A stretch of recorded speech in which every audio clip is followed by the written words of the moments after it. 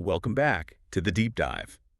You know, there's this stereotype in our culture, especially in the business world, that feels almost like a law of physics. It says you can have one of two lives. Hmm. You can be the billionaire, the titan of industry, but you're stressed out of your mind on your third divorce and totally miserable. Or you can be the monk on the mountain, completely enlightened, but, broke. The classic trade-off.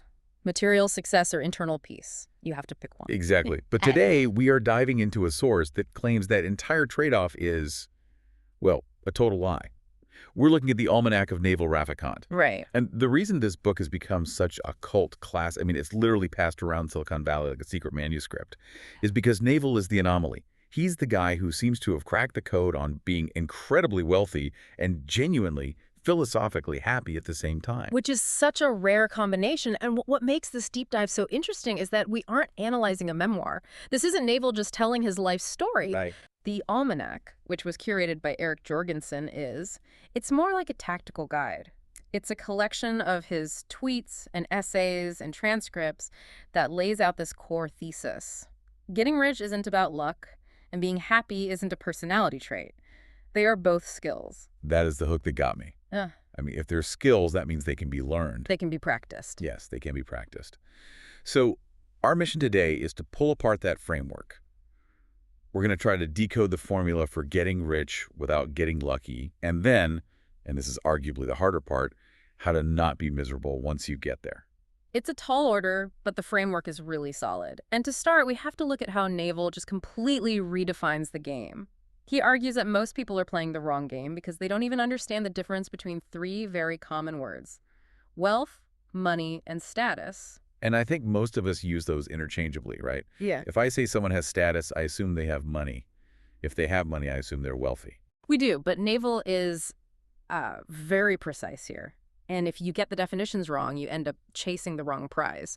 For him, money is just how we transfer wealth. It's a social credit, an IOU for work you did in the past. But wealth is the real goal. Wealth is the thing that earns while you sleep. Ah, the make money while you sleep dream. Precisely. Wealth is the factory, the computer code, the patent, the equity in a business. I mean, if you have to be physically present to earn money, you aren't wealthy. You are just a high-paid laborer. That's a tough pill to swallow for a lot of high-earning professionals. You look at doctors or lawyers billing by the hour.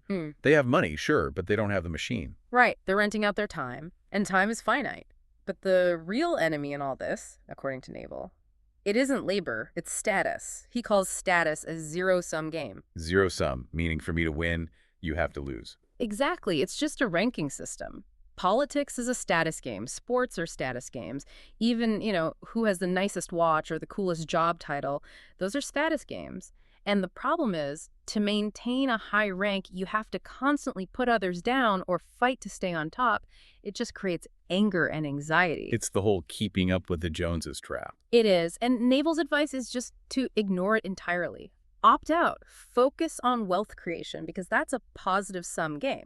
We can all build software. We can all create art. We can all get wealthy without taking it from someone else. Okay, so we opt out of the status game. We want to build wealth, the assets that work for us. Right. But how? I mean, you can't just decide to be wealthy. Naval has this framework that sounds a bit like a marketing buzzword, but it's actually really deep. He says you need to productize yourself. It does sound like a buzzword, doesn't it? But it's the core formula. Productize and yourself. You really have to look at those two words separately. Okay, so let's start with the yourself part. This is about what he calls specific knowledge. Right. And this is where people get tripped up. Specific knowledge isn't something you go to university to learn. In fact, Naval says if you can take a class on it and get a degree, that just means someone else can take the class and replace you. You become a commodity. Exactly. You want to be a monopoly of one. Specific knowledge is found by pursuing your genuine curiosity. It's that stuff that is unique to your DNA, your upbringing, your passions. He has this concept, the play heuristic, which I loved. He says specific knowledge feels like play to you, but looks like work to others. That's the litmus test right there. Think about what you were obsessed with as a kid. Maybe it was sci-fi novels, maybe you loved organizing things, maybe you were always mediating fights between friends. To you, it was just fun. To everyone else, it looked like effort. And that's the competitive advantage. Because if I'm competing with you in a field that feels like work to me, but it feels like play to you, you're going to crush me. You'll work more hours, you'll dive deeper, and you won't burn out. You can't beat someone who is having fun when you are miserable. And this leads to his bigger point about escaping competition. If you build a career around your unique interests, essentially just being more you, no one can compete with you. No one can compete with you on being you. Exactly. It's fascinating because it completely flips the standard career advice. Yeah. Usually people say, look at the market, see what's hot, and go learn that. Naval is saying, look inside, see what you're obsessed with, and double down. Correct. But, and this is a big but, you can't just sit in your room doing what you love and expect checks to show up in the mail. That's a hobby. You have the yourself part, now you need the productize part. And productize means leverage. Leverage is the force multiplier. It's what disconnects your inputs from your outputs. In a normal job, 1 hour of work equals 1 hour of pay. That's 1-to-1, no leverage. To get wealthy, you have to break that link, and Naval identifies 3 forms of leverage to do that. Okay, let's run through these because this is really the mechanics of the how. The first one is labor. Labor. It's the oldest form. Just, other humans working for you. The classic boss. I have 50 people working for me. Yep. And interestingly, Naval calls this the worst form of leverage. Really? Yeah. I feel like having a huge team is the ultimate status symbol in business. It is. It's great for status, which is exactly why people chase it, but he says it's terrible for efficiency. Managing people is just messy. It's difficult. Humans have feelings, bad days, they quit. You're basically one step away from a mutiny at any given moment. So labor is high maintenance. Yeah. Okay, then there's capital. Money. Using money to make money. This was the dominant leverage of the 20th century. Think Warren Buffett. If you have capital, you can buy a factory or invest in stocks. It scales really well.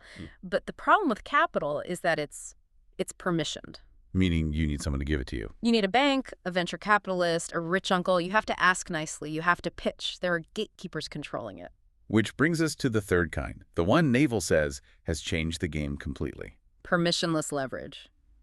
Code and media. The new rich. This is the era we are living in. I mean, think about the economics of it. If you write a piece of software, or you record this deep dive, or you make a YouTube video, what's the marginal cost of adding one more user or listener? It's basically zero. It's zero. You write the code once, and it can run for 1 million people.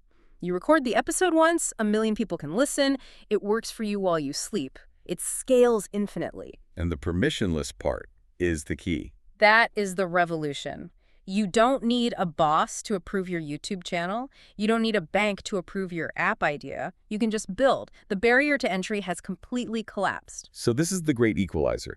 You combine your specific knowledge, your obsession with code or media, and suddenly you have an army of robots working for you 24/7. That's the visual. But there is a catch. You can't just be anonymous and expect this to work. There's a price you have to pay for this leverage. Accountability. Naval is very clear on this. To get the benefits of leverage, you have to take risks under your own name. You have to step out and say, I did this. That's the scary part. I mean, we're hardwired to blend in. If you put your name on it and it fails, everyone sees it. But that is exactly why society rewards you with equity. Equity is ownership. You only get ownership if you own the downside. If you're a replaceable employee who takes no risk, you get a salary. If you're the person willing to put your neck on a line, you get the equity. So the formula is specific knowledge plus leverage plus accountability equals wealth. That's the engine. But there's a steering wheel you need to manage, and that's judgment. This is a big shift for me. We're all raised on the hard work ethic, hustle, grind, 80-hour weeks. Naval says that in an age of leverage, hard work is actually overrated. It's provocative, but think about the math. If you're steering a massive ocean liner, which is what leverage is, turning the wheel just 1 degree to the left or right determines if you end up in New York or Africa. Right. So if you have infinite leverage, judgment is everything. Hard work without judgment is just digging a hole in the wrong place very, very quickly. So how do we calibrate that judgment? He has this exercise about setting an hourly rate for yourself that I found. Honestly, it was physically painful to think about. It's an aggressive exercise. He suggests setting an aspirational hourly rate for yourself, and he aims high, like $5,000 an hour. $5,000 an hour, even if you're currently making $20 an hour. Especially then. It's a mental filter. He says if a problem can be solved for less than your hourly rate, you either ignore it or you outsource it. So, okay, let's play this out. If I buy a toaster and it breaks, and the store will refund me $40, but it takes me an hour to drive there and stand in line. You throw the toaster away and you buy a new one. That hurts my soul. That feels so wasteful. It feels wasteful of money, but Naval argues you are currently being wasteful of time, which is your only non-renewable resource. Hmm? If you want to build the kind of judgment that earns millions, you need time to think, time to read, time to be bored. You can't do that if your brain is clogged with $20 an hour errands. It's about training your brain to value itself. I am worth $5,000 an hour. But Right. eventually, reality catches up to the mindset. Exactly. And speaking of mindset, he gives us some really practical heuristics, these mental shortcuts. My favorite one is, if you can't decide, the answer is no. That is such a powerful tool for modern life. We live in an age of abundance. There are too many options, too many potential dates, too many job offers, too many cities to live in. Naval says if you are on the fence, if you're actually making a pro-con list, the answer is no. Because when the right thing comes along, it's obvious. It should be a hell yes. If it's not a hell yes, you say no to save your capacity for the opportunity that is a hell yes. And the other rule that really stuck with me is run uphill. This addresses our biological wiring. Our brains are designed to conserve energy and avoid pain. So if you have two choices that look about equal, you should take the one that is more painful in the short term. Why? That sounds masochistic. Because the pain usually indicates a short-term sacrifice for a long-term gain. The workout, the difficult conversation, reading the dense textbook instead of watching TV. The easy path usually leads to long-term pain. The hard path leads to compounding reward. Hard choices, easy life. Easy choices, hard life. Precisely. So let's zoom out. We've built the wealth engine, we've productized ourselves, we've used leverage, we've exercised great judgment, and let's assume we've succeeded. We're rich. We have the assets. Now we hit the second half of the deep dive. Are we happy? Statistically, probably not. And this is where Naval pivots. He treats happiness as a skill, just like wealth. He says happiness isn't something that happens to you, it's the default state that happens when you remove the sense that something is missing from your life. It's subtraction, not addition. That's a key distinction. It is. We are constantly telling ourselves, I'll be happy when I get that job, or when I lose 10 pounds, or when I find a partner. Naval calls this the desire contract. This quote just hit me like a ton of bricks. Desire is a contract you make with yourself to be unhappy until you get what you want. It's brutal when you realize that's what you're doing all day long. You are just signing contracts of unhappiness. I need coffee to be happy. I need the traffic to move to be happy. So is the solution to just sit on a rock and want nothing? Just total apathy? No, and he clarifies that. He's not saying don't have desires. He's saying be aware of the contract. Limit yourself to one big desire at a time. Don't have 20 contracts of unhappiness running in the background of your operating system draining your battery. Pick your battles. So I can be unhappy about my startup failing, but I shouldn't also be unhappy that my Uber is 5 minutes late. Exactly. Prioritize your suffering. But there's another thing that kills happiness even faster than desire, and that is envy. No, comparing ourselves to others. Social media makes this almost impossible to avoid. Envy is the happiness killer. But Naval has a really useful mental tool for this called the 100% swap. How does that work? So whenever you catch yourself being jealous of someone, maybe it's Elon Musk or a movie star or just a successful friend, you have to realize you are cherry picking. You want their money or their fame or their abs. Right. I just want the highlight reel. But you can't have just the highlight reel. The rule is, if you aren't willing to swap your life 100% with theirs, every single atom, every memory, every relationship, every sleepless night, every dark thought in their head, then you shouldn't be envious. You have to take the whole packet. The whole package. And since you almost certainly want to keep your own consciousness, your own memories, your own loved ones, envy just becomes irrational. You wouldn't actually make the trade. That really puts it in perspective. It reminds us that we are all playing a single-player game. That is a huge theme in the book. Society constantly pushes us into multiplayer games. Status is a multiplayer game. Politics is a multiplayer game. It's all about where you stand relative to others. But happiness, peace, that is strictly single player. You are born alone, you die alone, and your experience of the world happens entirely inside your own head. You can't win happiness by beating someone else. So if happiness is a single-player skill, how do we practice it? What are the reps? Naval offers quite a few practical habits. The first one, and maybe the most important for the modern brain, is meditation. And he doesn't mean it in a mystical, religious way, right? No, not at all. He calls it intermittent fasting for the mind, or my favorite analogy, inbox zero for your brain. I love that visual. Explain how that works. Well, think about your email inbox. If you let it pile up, you feel anxious. Our brains are the same. We walk around with thousands of unresolved thoughts, regrets, anxieties, conversations we need to have. Naval calls these barnacles. And we usually just drown them out with podcasts or Netflix. Exactly, but when you sit quietly, no phone, no music, eyes closed, those barnacles start to bubble up. And it's uncomfortable. I mean, it's actually terrible at first. That's why we quit after 2 minutes. Right. But if you sit through the discomfort, you are essentially processing the emails. You are resolving the thoughts. And eventually, if you do it enough, you hit mental inbox zero. You reach a state of clarity and peace, but the only way out is through.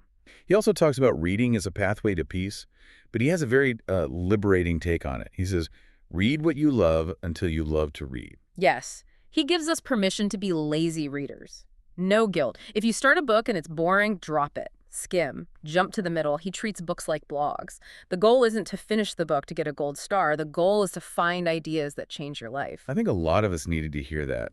I still feel guilty about the half-finished books on my nightstand. It's better to read a comic book with enthusiasm than to force yourself through a textbook and hate it. Because if you love reading, you gain a superpower. You can learn anything. So the final pillar of this piece is acceptance. He gives this simple algorithm for any negative situation. Change it, accept it, or leave it. Those are the only three healthy options. What makes us miserable is the fourth option, waiting. Waiting. Wishing it were different, but not actually changing it. Complaining about the job, but not quitting. Exactly. That is the source of all misery. If you can't change the situation and you can't leave it, your only path to peace is total acceptance. And acceptance isn't passive. It's an active choice to say, this is reality, and I am okay with it. It's about reclaiming your agency. Even acceptance is a power move. It ties everything together. You use the wealth skills to buy your freedom, to buy back your time, and then you use that time to practice the happiness skills, meditation, reading, acceptance, to find internal peace. There's one last concept I want to touch on because it feels like the perfect place to close. It's his view on legacy. Because after all this talk of building wealth and leverage, Naval is pretty blunt. There is no legacy. It's a very stoic perspective. He compares us to fireflies blinking in the night. Our lives are just incredibly short in the span of the universe. Eventually, we will be gone, our works will be dust, even our civilization will be gone. Which, depending on your mood, is either terrifying or incredibly liberating. Naval frames it as the ultimate liberation. If nothing lasts, then there is no pressure. You don't have to leave a mark on the universe. You don't have to prove your worth to history. You are free to just be, to play the game. It's the permission slip we've all been looking for. It really is. If you acknowledge that it's all going to zero eventually, then the only thing that matters is the quality of your experience right now. Are you acting with integrity? Are you doing work that feels like play? Are you treating people well? That is the only game worth playing. Wow. From productize yourself and get rich, all the way to we are all fireflies. That is quite the journey.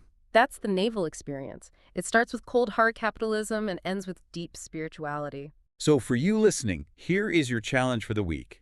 We want you to pick one single-player game. Maybe it's meditation, maybe it's a fitness goal, maybe it's reading a weird book just because you're curious. Ignore the external scorecard. Don't tell anyone you're doing it. Do it just for you, and see how that shifts your mindset. And remember, happiness is a skill, so start practicing. Thanks for diving deep with us. We'll see you on the next one.